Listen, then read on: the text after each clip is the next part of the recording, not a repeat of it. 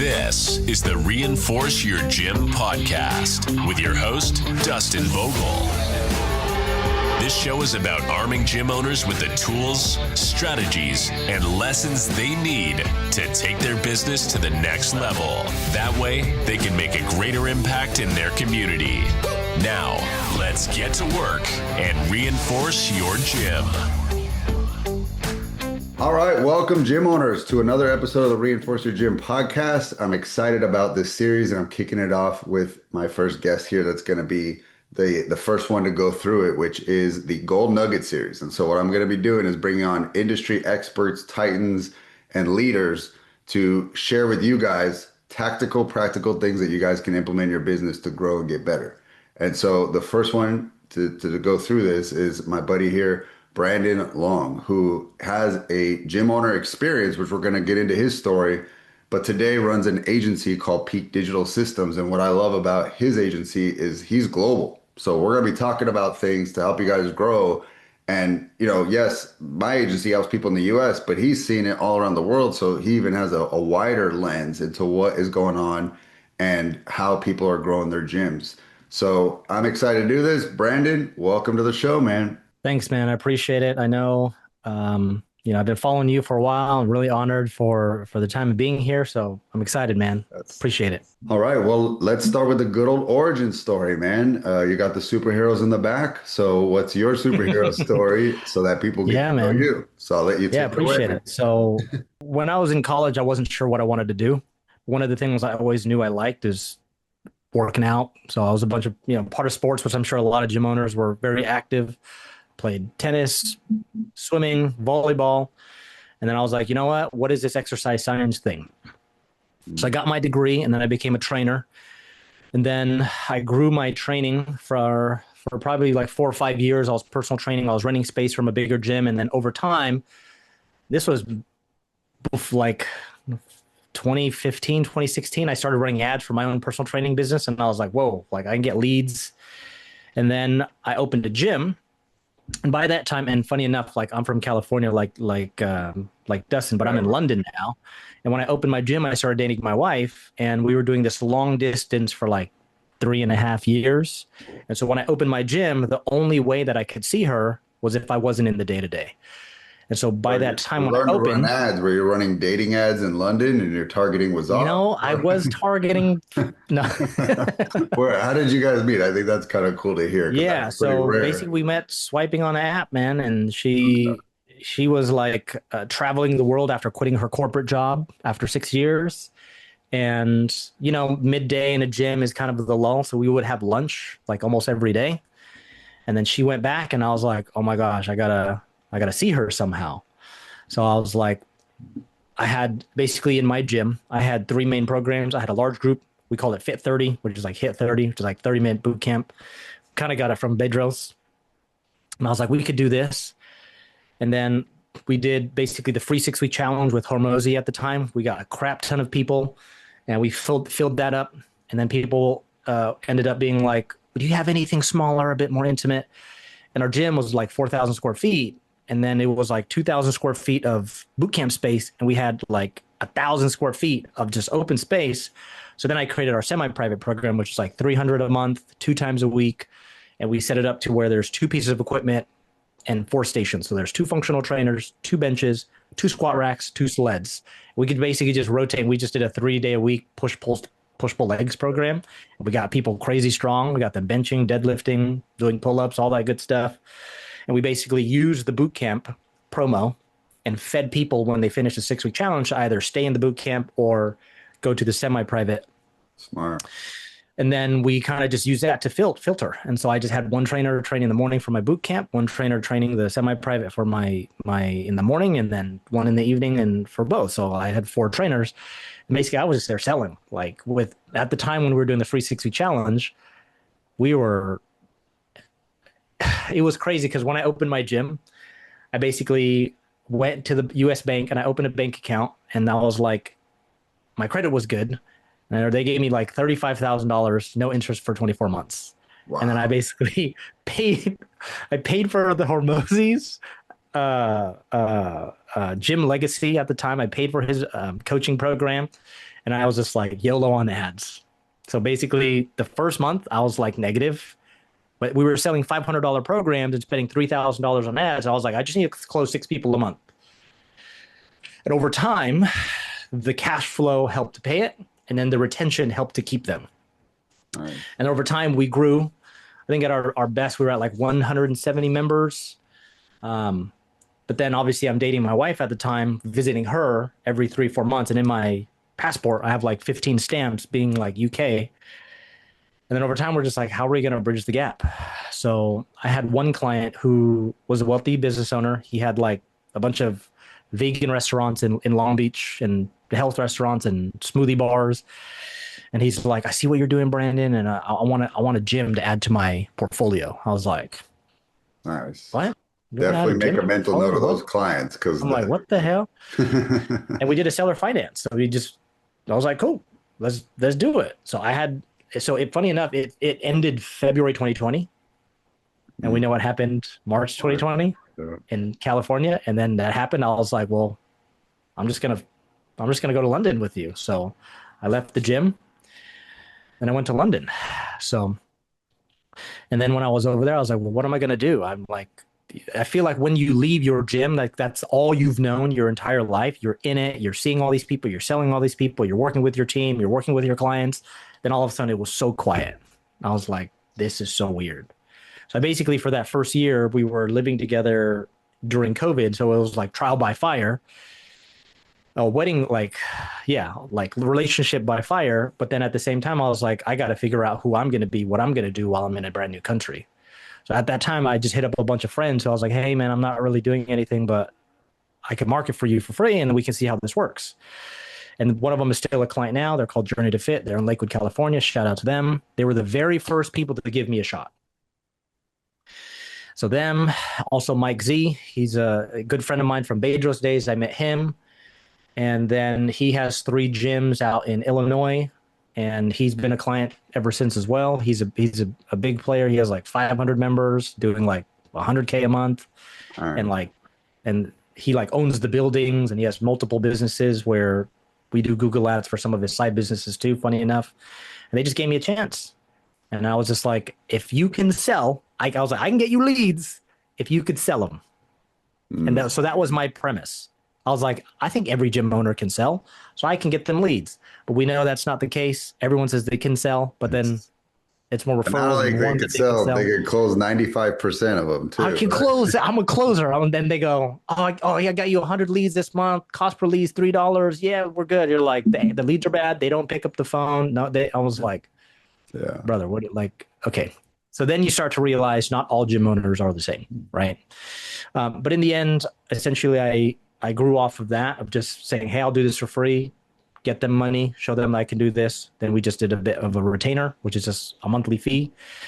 And then what I started to realize is some gym owners are better at coaching and training than selling. So then we started a small call center where we just have a few people calling leads, warming them up, booking appointments, nothing too crazy. So now on the small end, we have clients who we just do lead gen for, and some of them are smaller scale, and some of them need us to call and book appointments for them. And so one of the things I notice around the world is, doesn't matter if you're in the UK, doesn't matter if you're in the US, doesn't matter if you're in Australia, people want to get in shape and lose weight. People want to get coached, and there's people out there who's willing to pay money for it. And you just need to have your message to them and your offer to them. And you just need a very tight sequence of events to happen after, so that that person is contacted fast, they're contacted quick, you ask some deep questions, and you book them within a couple of days. Because we know the main 2 things that as soon as a person enters the information, we know the 2 main things that are going to wane over time. 1 is going to be memory, 2 is going to be interest. So I tell my callers and I tell gym owners, just think of it like a ticking time bomb. You paid money for this person, and it's a ticking time bomb. Every day that goes by that you don't get in touch, you're going to lose that person. And then life is just going to swallow them up because they're busy. They got work. They got hobbies. They got kids.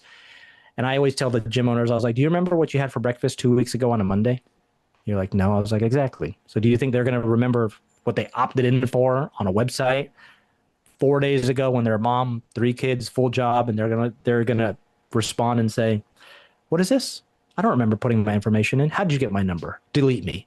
And then you go, "This is a bad lead," rather than thinking, when did I actually call this lead? 4 days later.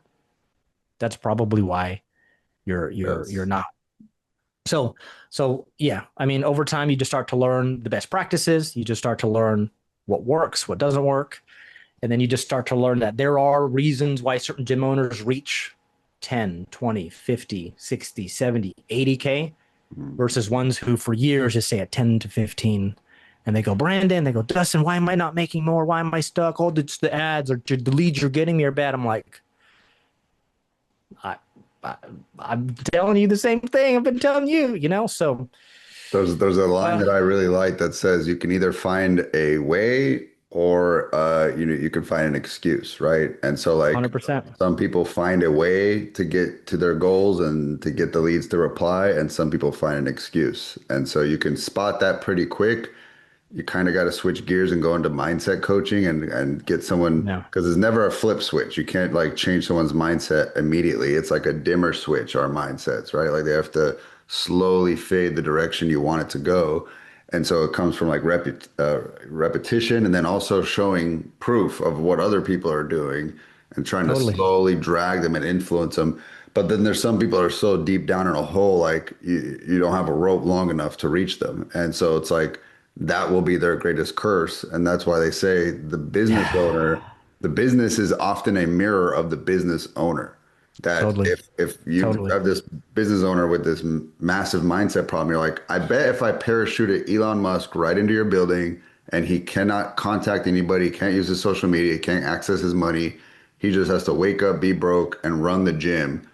What would the success be of it in 6 months, with his leadership? And it's just, he has a different mindset. He's just like a completely different alien human. Yep.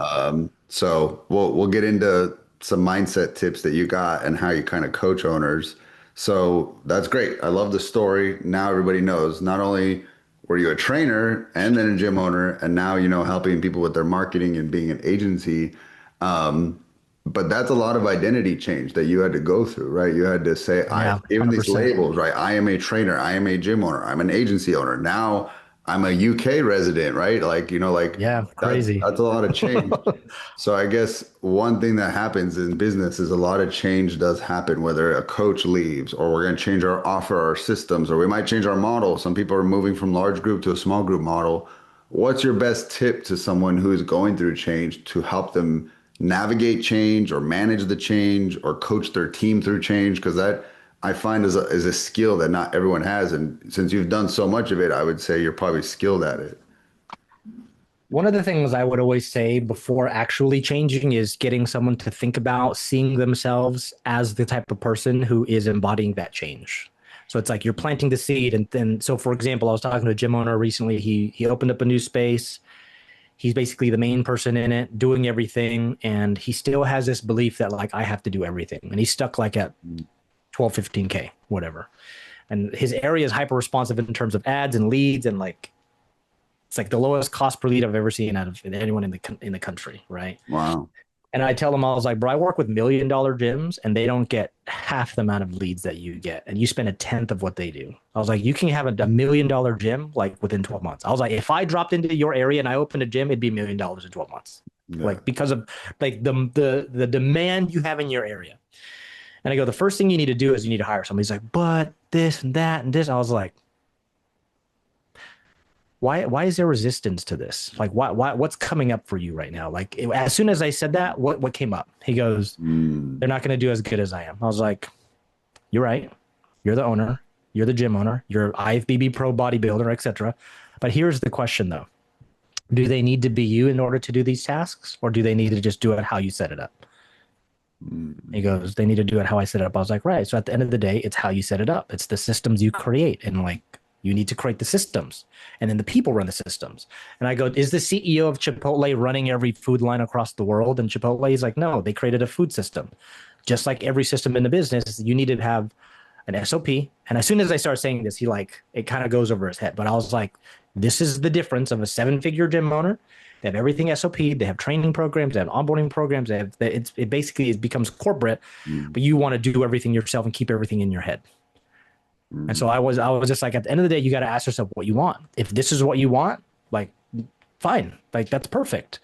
But you're almost 50, you have 4 kids, you're in the gym all day, and we both know how that is. Like, no one wants to be that, but like for some reason you're still there. So I think what I would always say is, first ask the vision. How do they see themselves? Is this what they want to create?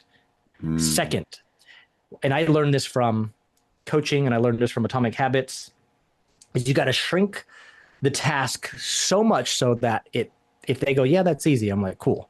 So for example, one of the things I'm trying to get him to do is track data. So I'm like, you need to track how many clients you have. He's like, so how do you do that? Go to your MindBody, run a report, and then just go total client, boom. And it took him like 4 months to get that data to me. And I'm like, brother, I was like, okay, let me ask you a question. How hard is it to hop on a troubleshooting call with MindBody and just say, how do I make a report and getting the total amount of transactions within a month? Because I had MindBody too, and then I used Zen Planner.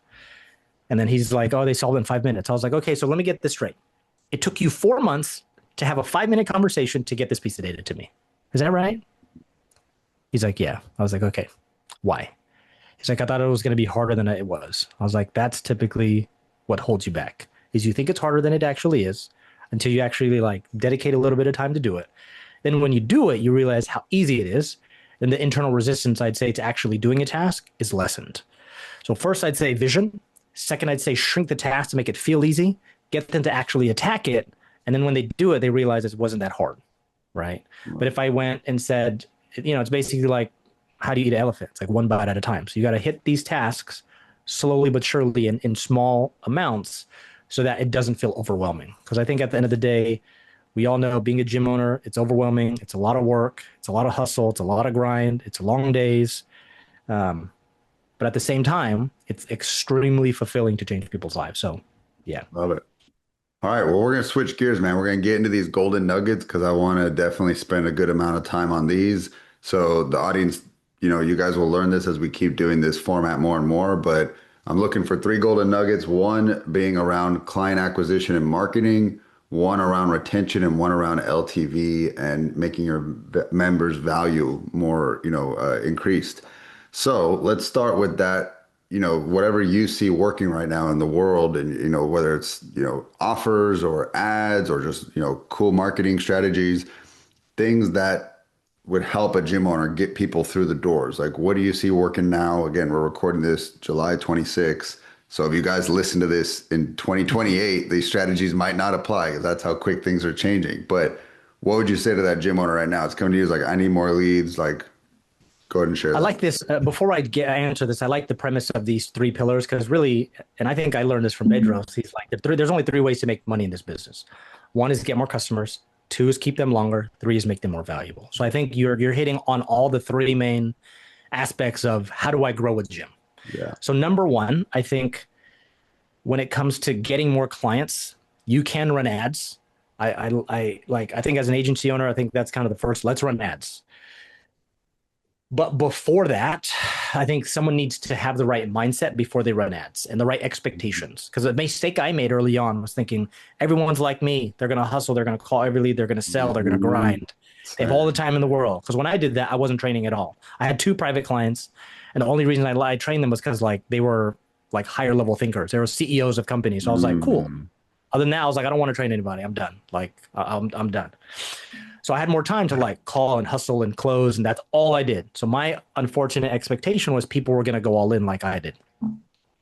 But if you have never run ads and your expectation is, I'm going to close every single one of them because all of the previous leads and how you've grown your training business through referrals, we have to understand there's different types of leads. One is going to be a referral, which is going to be a warm lead. They're going to be pre-qualified. They're going to come from a similar network of people, probably high income earners, friends, no friends. They recommend people. Cool. That's not marketing. That's a kind of way that is a way of getting people in. It's a bit less predictable, but it's still a way to grow a gym. But if you run ads to an area, it's probably by far the best way to grow a gym. because you can literally measure. If I put $1 in, I can get $2 out. And so the question becomes, how many times are you going to put a dollar in? And so as long as you can market correctly and have the right expectations for the type of leads you're going to get, it's one of those things like you say to clients, it's going to be hard work, but it's going to be worth it to transform. And you don't know how hard it is you don't know how easy it is until you know how hard it is, right? So what I mean by that is it's going to take work. It's going to be grindy. It's just like getting in shape. You got to show up. You got to eat right. You got to work out. As long as you do these things, when you run ads, it's going to absolutely do well for you. Sure, there's nuances in running ads.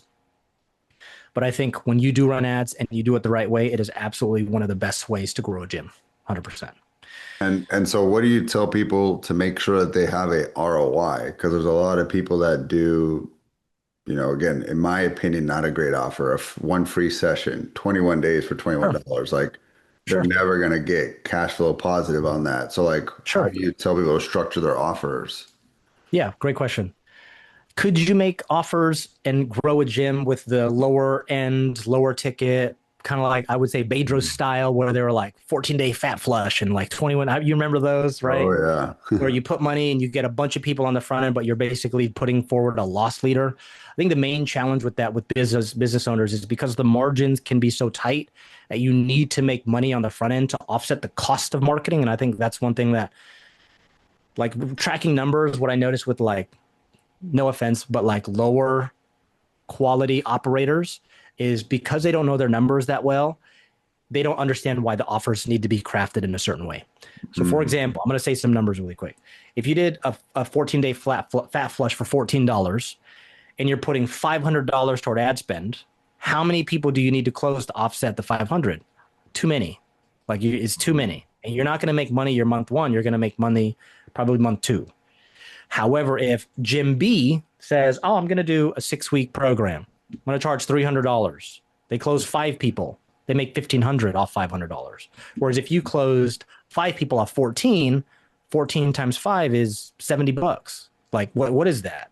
That you're not going to do anything with $70. And then that the gym owner B, he's $1,500 up. He made a 3-to-1 on his ad spend. So guess what he can do? He can spend more money.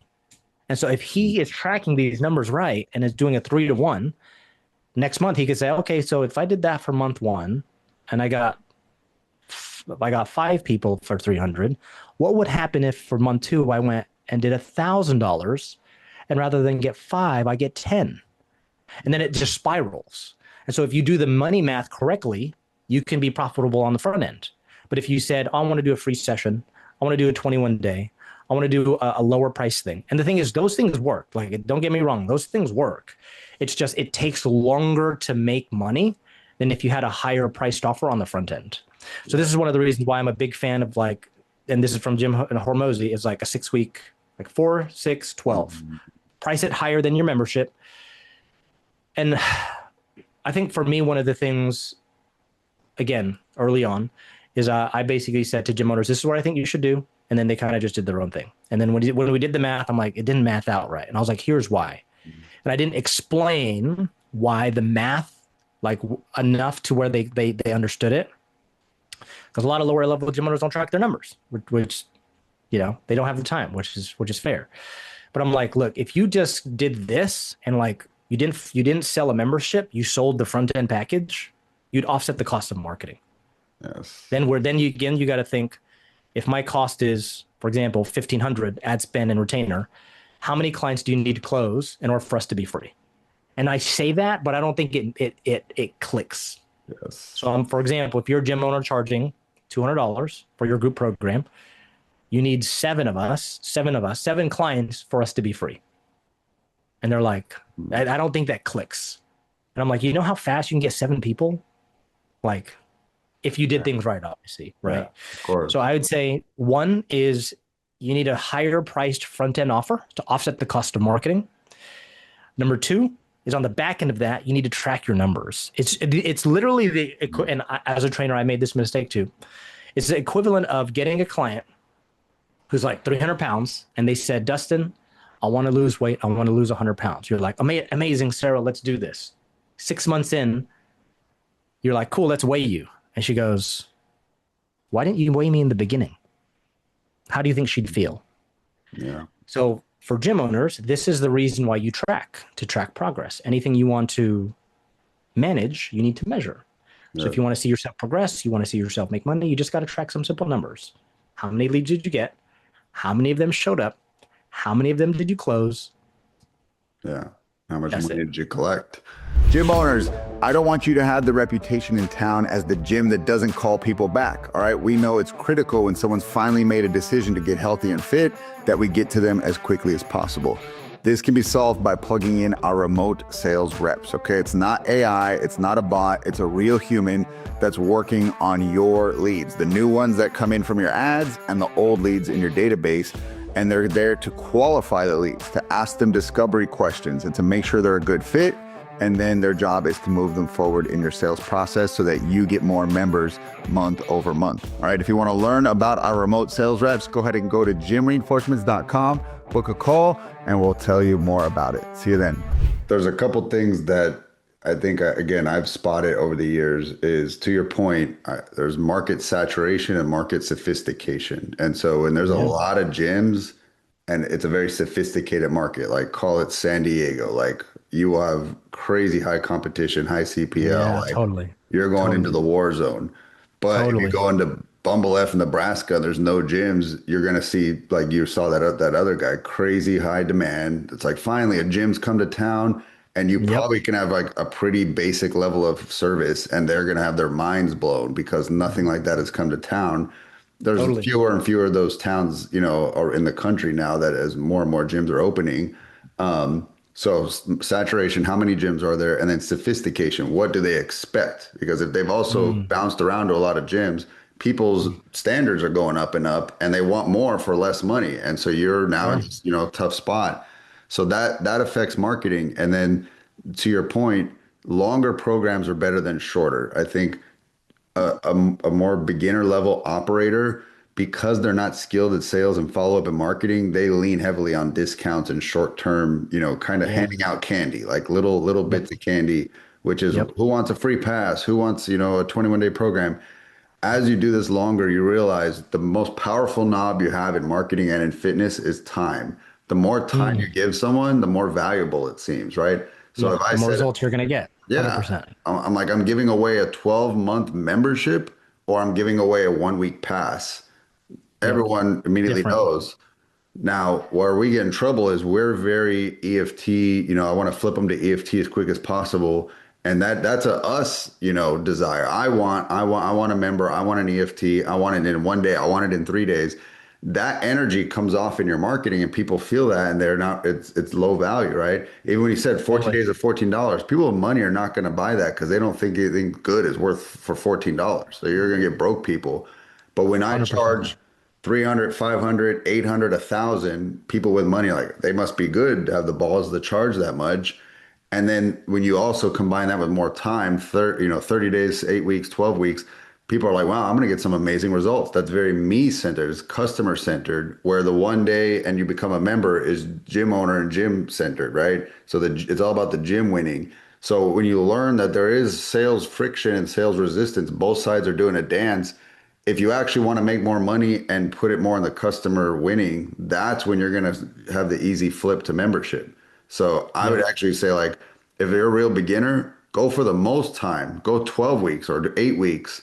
And as you get better, you can get shorter and shorter and flip them into a membership, where a lot of people do the opposite. And that's where they have the most pain. Because I say your offers that will either create years of pain or years of profit. It's a huge decision, just like picking your location, picking what kind of modality you're going to deliver, and then picking your offer. I feel like are the three biggest decisions a gym owner will make. These are all things to consider, right? So those are just some things I thought I'd throw in on top of that I've seen as well. Yeah. And I would say this too, like in terms of getting clients, I know when you do marketing, a small percentage are going to close, but you're still going to have this massive bucket of leads. Yes. And one of the big mistakes I noticed that gym owners see this list and don't know what to do with it. So when I had a gym, like I used to write in high school and college just for fun.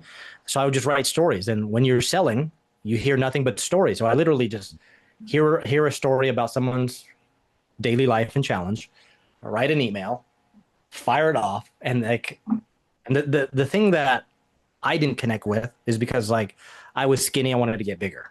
Most people who join gyms want to lose weight, so I didn't personally connect. So I was just like, I'm just gonna say what they say in an email because like it's not gonna come from me because it's not authentic. Yes. And I noticed the first couple months I was nothing, but over time I literally would get people responding to my emails. Back in the day, I felt like it was like commenting on a post. I would get someone to reply to an email and they're like, oh my gosh, that's like me. And I was like, what the fuck? This works. Oh shit. And so over time, my emails became another lead source. And it was literally just once a week. It wasn't a massive commitment. It was like 20 minutes. I would write something. It would literally just be a story. And literally all I would do is any question I would get from a member, I would tell all my trainers, if anyone asks you any question, how basic it is, we need to write it down. So we literally just had a Google Doc. Anyone, and all my team members had it. Anyone asked a question, no matter how basic it was, we needed to put it there. And that would be my source of content. Love it. Because the content shouldn't come from me because I'm a fitness hobbyist. Like no one cares. But it needs to come from them. Because it's them who we want to serve and it's them who we want to help and it's them who the stories come from. So if you're like a mom, you're busy, you're stuck, you're not sure what to do, you see all these options, but you're limited on time. That's why we have our 30-minute boot camp 3 times a week. So it's not even an hour. It's like come in 30 minutes, right? We're around the corner from you, whatever. And so literally we'd get like 2 to 4 people a month on our emails. And then we'd get our lead gen from our ads, right? And then over time, and certainly what I'd recommend too is like focusing on one system, dialing it in, and then moving on rather than trying to do too much at once. Yes. To touch on your next point, I'm not sure if you want to move on to the next point or not. Oh, you're good, man. Keep riffing. It's all good stuff. So I would say one is acquiring customers. One is keeping them longer. And shout out to Hermosi because I got this from him. Literally, I had an iPad and it was just sitting there empty. We were using Zen Planner and I was like, we were transitioning from Mindbody to Zen Planner because Mindbody was a bit too complicated for us. And the rep gave us a demo. He's like, oh, you could just have people do a sign in. They just put their email in. So we literally just had the iPad, Zen Planner, put at the front desk, and then they just put their email in and sign it. That was it. And so I was like, and over time, it probably took a few weeks for everyone to get used to it because they would just come into the gym, run in and work out. And I'd be like, from across the gym, I'm like, hey, Sarah, sign in. She's like, oh, sorry. And over time, everyone got it. But we would basically run a report every Wednesday. And if someone hadn't been in by Wednesday, they're going to get a text and then they're going to get a phone call. And I got this from Hermosi, and he said basically membership usage. If you think of any human, and if you see a debit and you're not using it, you're probably going to cancel. So what's one of the first indicators that someone's probably going to cancel is membership usage. And the only way to find that out is attendance. And so if you have people checking in, you run a report on Wednesday, you say, who are all the people who didn't come in? Send it a report, and then boom. And then all these people are going to text message. I wouldn't text them. We had an admin. So I'd say, hey, his name was Juan. Hey, Juan, hey, boom, run this. Get it. Shoot them all a text like, hey, how are you? Okay. Just want to make sure you haven't been in. That's it. And that just by having that mini system has kept people that, oh, sorry, I was busy. And they come back, and you can see their membership, like their usage. They're like 2, 3, 2, 3, 2, 3, 2, 2, 2, then 3, 3. I was like, you could literally see them come back. And that I would say is one thing that we did to manage retention, to at least see people use it. The second thing we did is when we had all our clients, we basically split everyone up amongst all our trainers. So we're like, for example, 150 members, you get 35, you get 35, you get 35, you get 35. You just need to text them once a week. That's it. Hey, how are you? How's your training? How are you sore? How are you eating? That's it. Just a quick mini text and a check-in. And I would pay my trainers like 2 hours to just text people. So it was like when you finish your shift, you just text half the people the first half of the week. So you'd have your group of people and you'd say, here's group A, here's group B. I'm going to text these people on Tuesday. I'm going to text these people on Thursday. That's it. Nice. So you kind of broke them up into like flocks almost. 100%. So we'd have mini groups. So each trainer would get a quarter and then they would break theirs into 2 halves. And then they would just have conversations first half of the week and have conversations the second half. And then I would just say, how many hours are you guys doing it? They're like, oh, it takes me like an hour on Tuesday. I was like, cool, I'll pay you guys an extra hour for like for just So do texting you people. remember, and again, I know this was a while back, but do you remember what percentage difference that impacted when you started doing attendance? It sounds like attendance accountability and like coach communication, text, kind of relationship check-ins. Do you I remember? remember, yeah, I remember because we were doing the 6 week challenge and we were getting so many people in, but so many people were dropping out. And at the time I was like, why? Like, why are people dropping out? I Yes. remember Hormozy gave us this spiel on like retention. And literally, people were probably staying like 6 months. And I was like, this is a massive problem. Because there wasn't a problem getting people because the free 6 week challenge was like dollar leads, $500. Like, it was crazy front end money. But then all these people were dropping out. And I was like, bro, what's happening? And then I noticed just all the stuff that Hormozy said, they weren't staying. And so literally people would stay a year. And then from that point, people just never left, man. Like people just stayed. And literally we just had these little systems.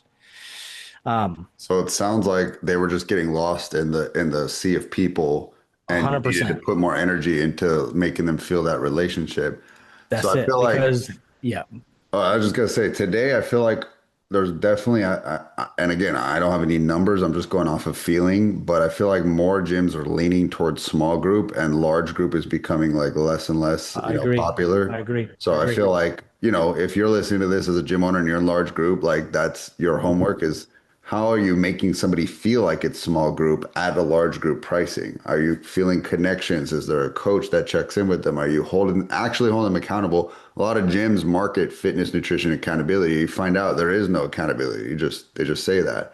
So it's like that's real accountability. Every Wednesday you will hear from us if we don't see you in by then, right? And you can market that, right? And the people who need the kick in the pants, that will draw them in. They're like, oh, finally a gym that will actually hold me accountable. I need that. And so that is good for the large group.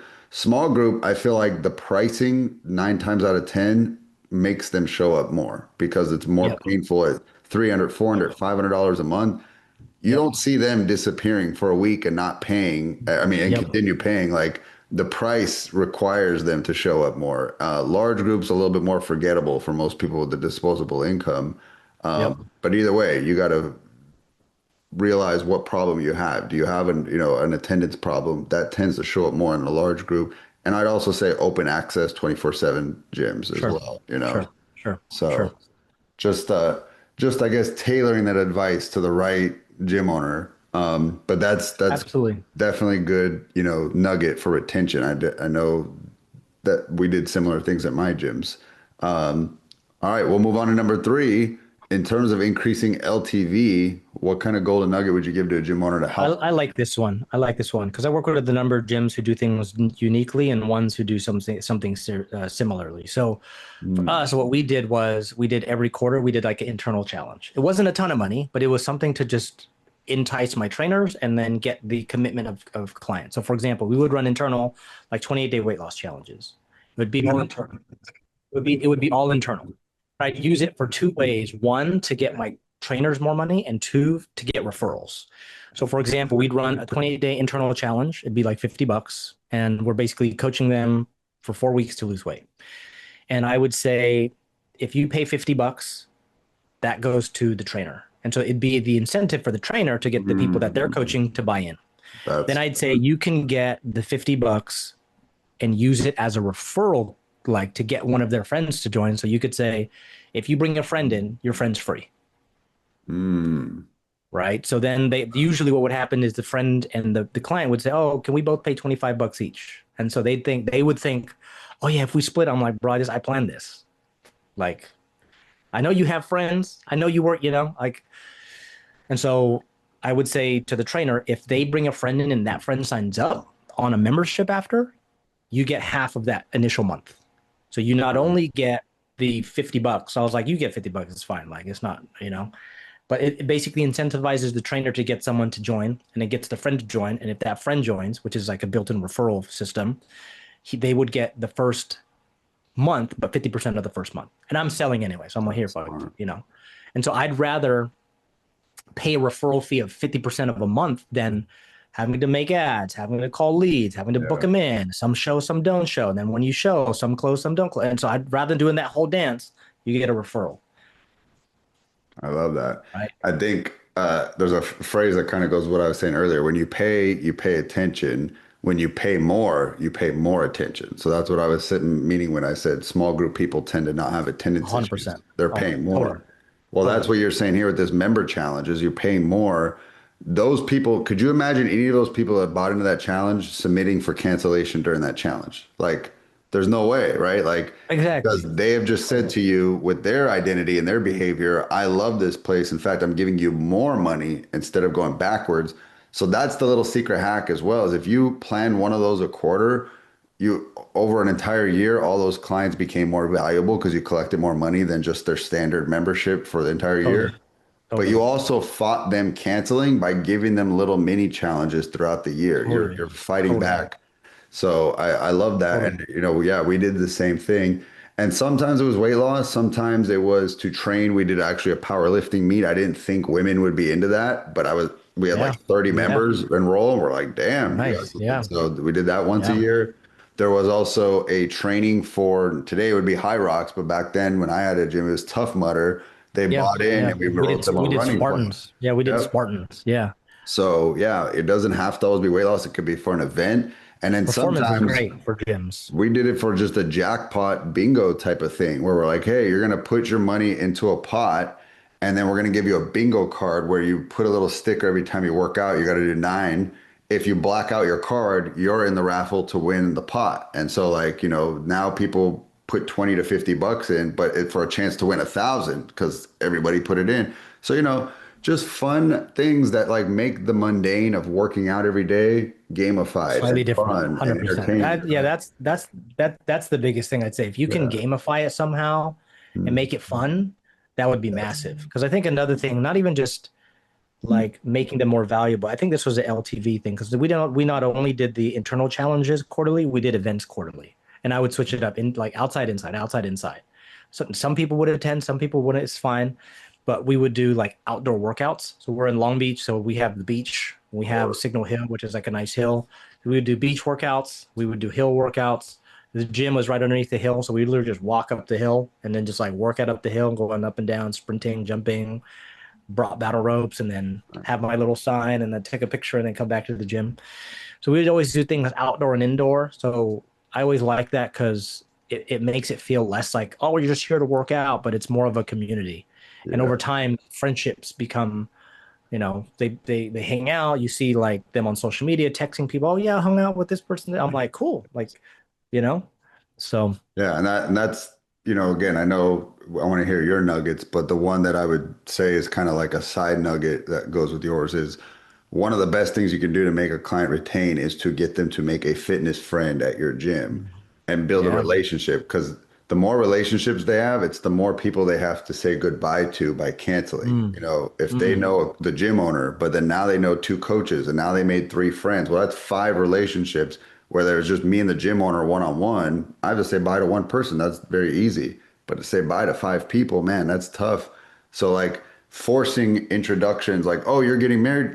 This person, they're a wedding planner. Let me introduce you. Oh, you guys are looking to buy a house. Here's a real estate agent. Like, and I would try to like make it like a chamber of commerce in my gym where you get something. Let me introduce you to a client who has that, because now people are making relationships and friends, and now they're not going nowhere, right? That's huge. That's huge. That's huge. Well, we're gonna switch gears into a lightning round here. Those nuggets were awesome. Thank you for sharing, your best stuff. So gym owners, if you did not take notes, go back, rewind, write those down. The most important thing you could do, and the best compliment you could pay Brandon, is to go and take action. Do not just hear advice and then finish this episode and jump to the next podcast and be a consumer. Be an action taker. And so like send him a message on Instagram if you liked one of those. Tag him, let him know like, hey, I'm doing this. But we're gonna go into lightning round. So that doesn't mean they have to be quick, but I got 3 quick answers, but I got 3 questions for you. But I think they're gonna be very valuable for gym owners. First one. What belief do most gym owners need to kill that is holding them back from growing their business? I need to do everything myself. Love that. I think that's a big ego thing in the fitness industry, and it unfortunately will hold you back. And for me, the first thing I wanted to do was grow my business because I was a massive follower of Bedros before I got into personal training. And that's one of the reasons why I got into personal training. Then I got into Hormozi stuff, and I learned that this whole idea of like the unfortunate thing is one of the lower, and again, trainers, massive respect. But when it comes to the value of the business, the value is not created in being the trainer. So you can pay a trainer 20, 25, 30 an hour. And so if you're training, you need to associate my hour training, this session is 30 an hour because you can replace yourself. What's more valuable is creating the systems in a business that other people can associate with. So if you have a mindset of like, I have to do everything. And one of the exercises I did to get out of it was like, I associated a money value for every single task in a business. So the first thing I did is I had a trainer because I was getting clients and my book of business was full. I got a trainer. I built his book. Bang. And then I was like, I'm spending too much time on admin. Let me get an admin. Boom, 15 an hour. And so he would just process contracts. He would just check over the CRM, check attendance. I was like, bang. And then I was like, I need a semi-private program. So I brought in, I grew that program, and then I brought a trainer and he started training it. And then slowly I started replacing myself, because at the end of the day, the biggest value that a business owner and especially a gym owner can provide is making it rain. So if you can make it rain, you can bring business in. Your hourly rate is like $1,000 an hour. So anything under that, you should not be doing. And I say this, but sometimes it doesn't connect. And again, this is for business owners who want to grow, want to scale, or who want to not be stuck in the day-to-day. They want to work on their business, not in their business.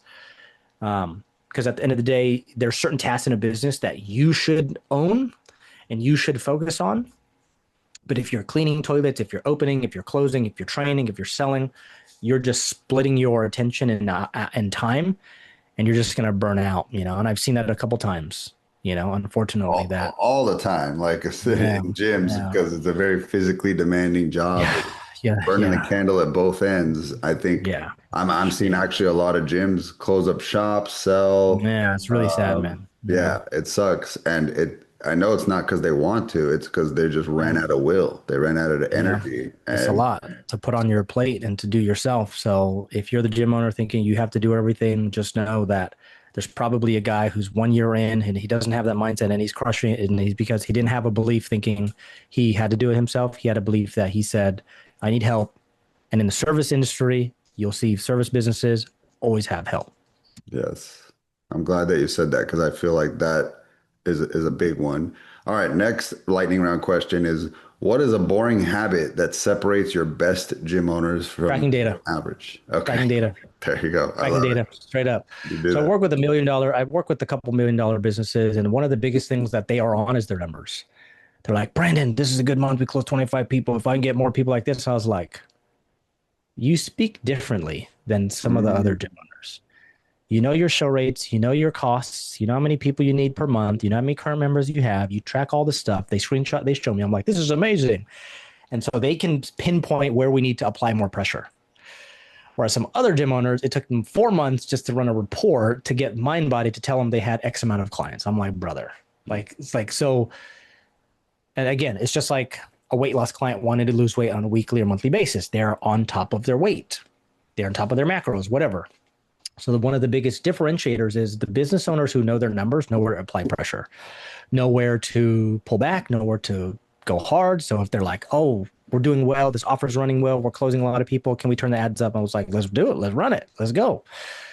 But when they go, oh, can we pull back on the ads? I'm like, but why? Oh, my rent went up. I'm like, but you realize that the marketing is going to create more clients so that your increase in rent doesn't matter. You can cover the rent for clients and you're a closer, but you don't know that, because when I asked you how many closes you get this week, how many closes you get last week, like you ghost me. So I'm like, I don't have that data because I'm not in your gym, bro. So the main difference with the ones who break 40, 50K and up, they know their numbers, man. They know, for example, if you see for a month, your close rate is 30%, you're like, I might need to just work on my closing so that it goes from 30 to 50. And rather than spend more on ads, rather than calling more leads, rather than emailing more people or making more content, you just need to get your close rate from 30 to 50%. So every 10 people you see, you're closing 5, rather than every 10 people you see, you're closing 3. And so for the gym owner at 30% close rate, you have to talk to 20 people to close the same person that's closing at 50%. You have to talk to double the amount of people just by that one little bump. So for those who are wondering why am I not growing? I'm putting money toward ads, but nothing's working. Track your numbers and you'll be able to find out where things are slipping, if that makes sense. So I know it's boring. Trust me, I get it. It's boring. Yeah. However, it's the same thing when you tell your clients, you got to eat right, you got to work out. That's the same thing that they hear and feel. Is the same thing that you will feel if I was like, you need to track your numbers. And your best fitness clients track their numbers, their macros. And then the ones who try to guess it, you are always struggling to get them to comply. And so I think that's true. Compliance. Yes. I think one thing that we ironic, isn't it? Yes. That we get by talking to so many gym owners is we get a lot of pattern recognition. And what a struggling, gym owners, like they just can compare themselves to themselves. They don't get out and talk to their gym owners. That's something I always tried to make a habit of doing. I talk to all the gym owners in my area. I try to organize local meetups and masterminds. Like I don't like that phrase, comparison's the thief of joy. I think it actually can create a lot of benefit in your life to compare if you have a growth mindset. I think it robs you of joy if you just look at it from the negative and just like, oh, they have something I don't, I suck, and beat yourself up. Compare, but have more of a growth mindset. It can actually be a great thing to do, is to compare yourself. And so I think that, again, you're able to compare gym owner to gym owner because you have so much pattern recognition. Another gym owner just compares themselves this month to last month, and they can't see that gap where, again, that's a benefit that you have. So I'm glad that you're calling that out because, again, I think the reason that the numbers are so powerful is when we were talking earlier about memory, you're not going to remember your numbers from a month ago, but to have it written down and to say, what was my June last year? Oh, the last June wasn't great either. It isn't great. Maybe my area, I got to get used to this. And then when you have 5 years of data and you can start to see seasonal trends, now you learn to set up a battle plan the month or 2 months before. You're like, oh man, June sucks for me every year. What am I going to do in May to fight against that? Totally. And why did you become a better business owner? Because you captured data. And the first year is going to be your, toddler year, but then you're going to start walking, you're going to be running, and then you're going to be sprinting. A gym owner with 10 years of data is way more lethal than a gym owner with none, right? So I'm glad that you pointed that out. Last lightning round question. Brandon's opening a brand new gym. We're pretending here. And you have to get from 0 to 30K in 12 months. You got to break the 30K mark. What does your plan look like? What are you going to do? What are your key things that you're going to do in your strategy? So I've heard a couple different strategies in terms of one, finding an area. So if you have a little bit of budget before you open a gym and you're looking at certain areas, one thing you can do is use a little bit of money to kind of study the market in terms of the responsiveness of offers and ads. So you can literally just throw a little bit of money in areas, hyper target it, and throw an offer and see the responsiveness. Then that can tell you the demand in that area. Then based on that, you can say, cool, I want to drop a gym here. But then you need a way to get people to know who you are. So you need to probably do a little bit of list building. So I like what Dustin said, and I've heard this from franchisees, franchise owners who've worked with marketing agencies. They basically do a list building for a few months.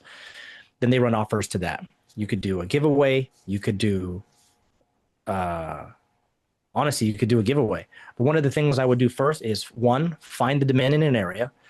2, start list building. Start a way of building an email list so that when you start, you have names, emails, and phone numbers. And one of the things you could do is literally just put an offer and say, hey, I'm opening up a gym in this area in 6 months. If you're looking to lose weight, get in shape, etc., put your name, email, and phone number. So drop some contact information. Because at the end of the day, your ability to get people and keep people is going to be the main thing that's going to help to grow your gym. So, and I know people start gyms because they have a passion for training and helping people, but as soon as you open a gym, you become a business owner. You become it's unfortunate, but the service side of your gym it needs to not only be as high as your marketing and sales and your operations. And I know when you open a gym, you don't necessarily have those skill sets yet. And so that's probably the next area I would have them focus on, is they need to get dialed in their marketing, their sales, and their communication. So because some gym owners hate making content and hate putting themselves out there, but at the end of the day, like the more people who know you, the more people who are going to understand that you actually exist. Yes. So you need a way to put yourself out there. You need a way to get your name out. You need to go out into the community. You need to post on social media. So one of the things we did, I don't think this works anymore, but is and I had my admin do this. When we first opened, we basically all the nail salons, hair salons, chiropractic, physical therapy, we would add them, and we would go in and like all their stuff. I didn't do it, but my admin did it. Yes. So we literally just Googled all the health businesses locally, massage, chiro, physio, salons, nails.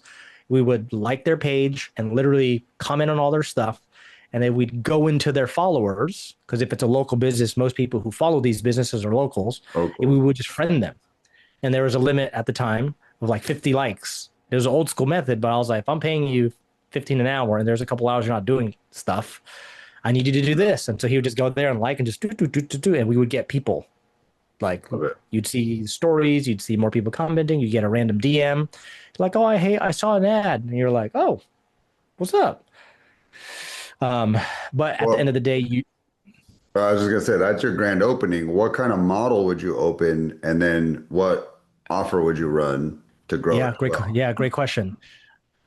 Before, when I opened my gym, I did large group, but then I started realizing that my retention for my small group and the profit margins on my small group were way higher than my large group. And personally, I'm a bigger fan of like lifting weights. Like I used to power lift. And so we would do that. And so the margins were better.